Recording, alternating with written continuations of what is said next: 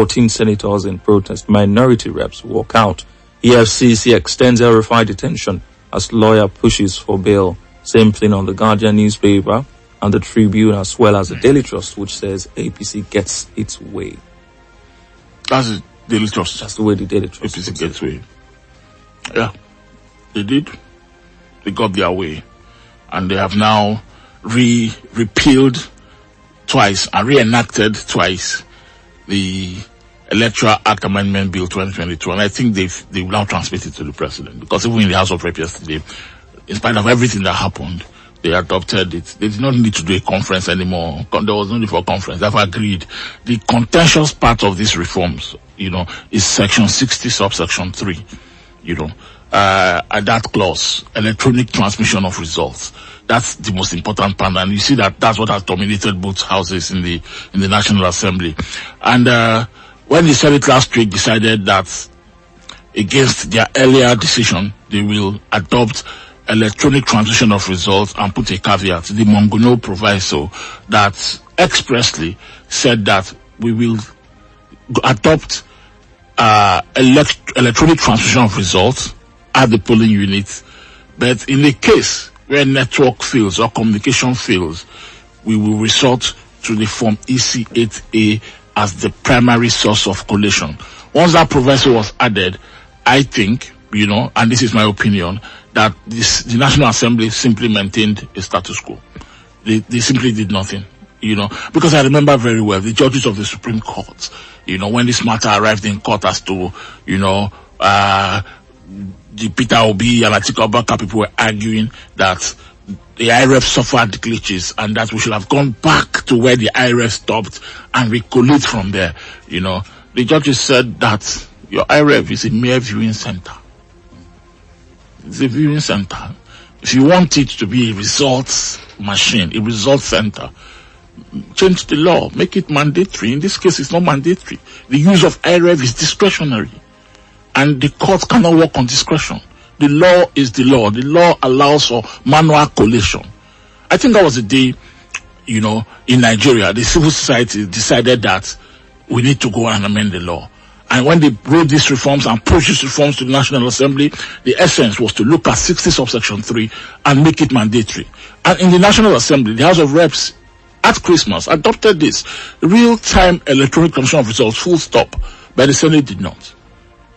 Eventually, when the Senate under pressure reenacted, repealed and tried to reenact last week, Senator Ali Mongono of the APC for Borno North decided that Nigeria is not 100% technologically ready for election. So he put a caveat, and he called it a proviso, to resort to EC8A as primary source collation when and if network fails.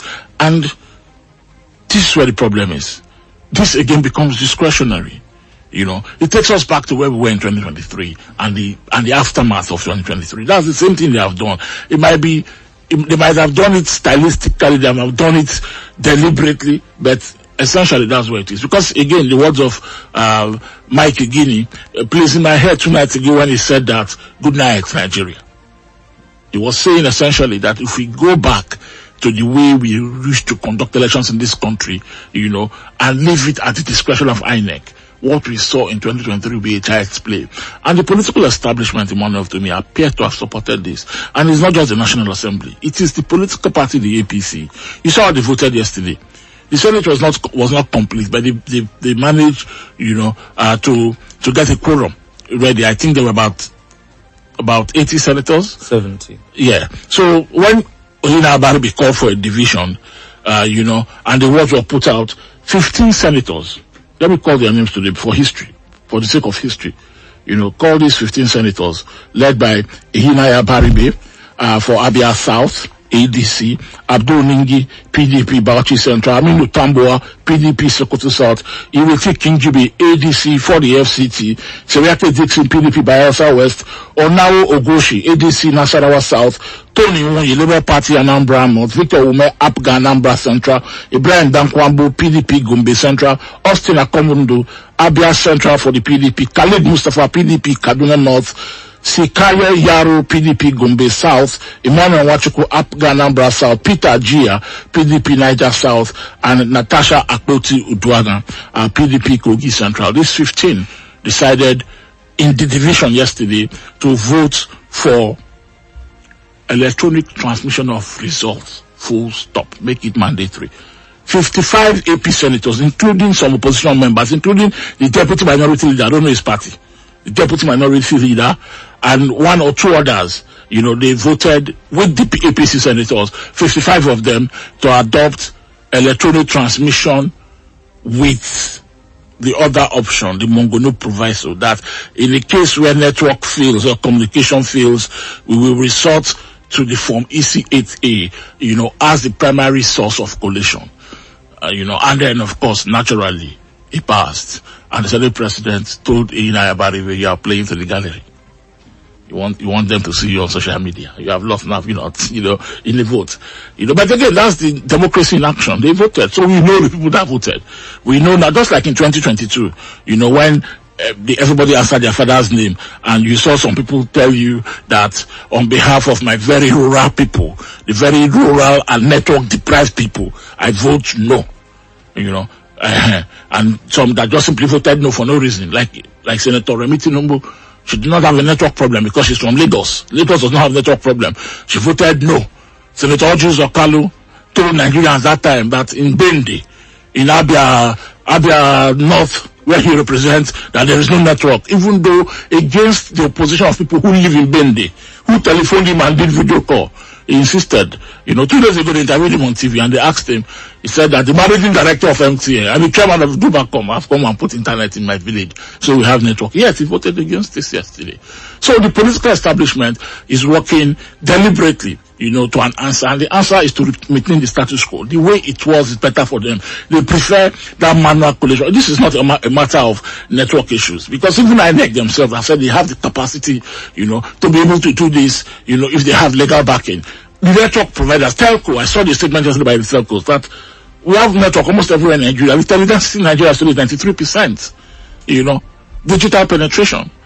So to run away from technology, because you think your country is not developed enough to use technology in 2023, 2026, I think is not the main issue. The main issue is that the old system, the prevailing system, favors a lot of Nigerian politicians, and they prefer that system. On the day of election, when the people vote against them, they will use Form EC8A to manipulate the results and win elections. It's easier for them. Well, part of the things we saw in 2023 was the Adamawa debacle with Binani and Yunusa Huduari, where he just came up and said, this person had the highest number. Okay, what were the numbers? This person had the highest number of votes, and then, declared the winner. But what we saw yesterday was also what some persons have said, that the senators don't take Nigeria seriously. 39 of them were nowhere to be found. Yes. On such a crucial day, maybe they would have voted along the lines of that proviso, join the 55, or maybe they stayed away. Nobody would know. But when you look at other democracies, on crucial days like yesterday, nobody is found missing. You cannot be missing.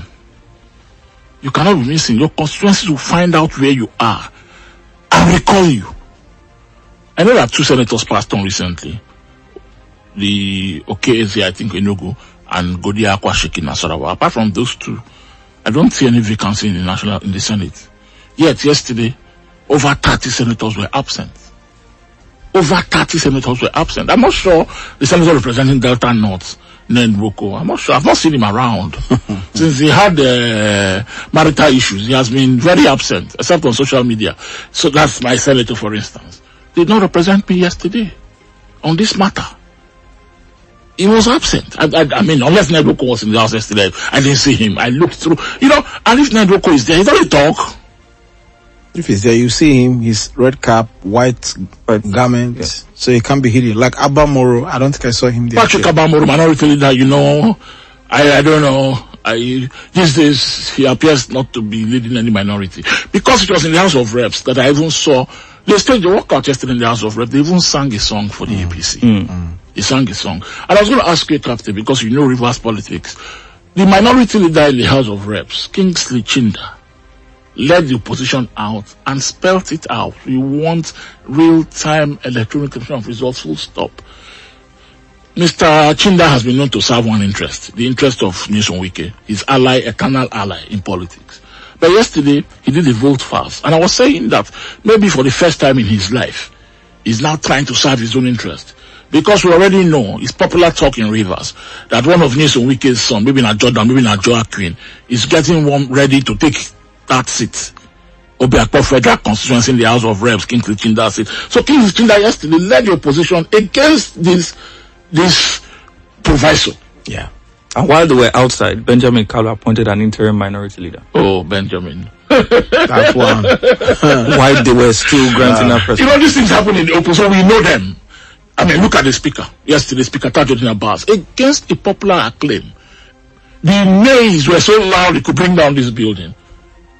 He moved against it. He said the eyes have it. His children see this. Yeah. Kingsley Chinda, recently, he's been trying to be his own man, actually. You know, he will move against the popular things that you see that Nyesom Wike will support. I've been thinking about him myself as to whether he's still in the camp of Nyesom Wike or not, but at other times you still see him pander to those Wike sentiments and all of that. So it remains to be seen. The poster of the young man, I've seen it in many places, you know, how he's going to take over. And ironically, there are many people who said, what is wrong with that? Some people are saying it doesn't matter, that he can do it.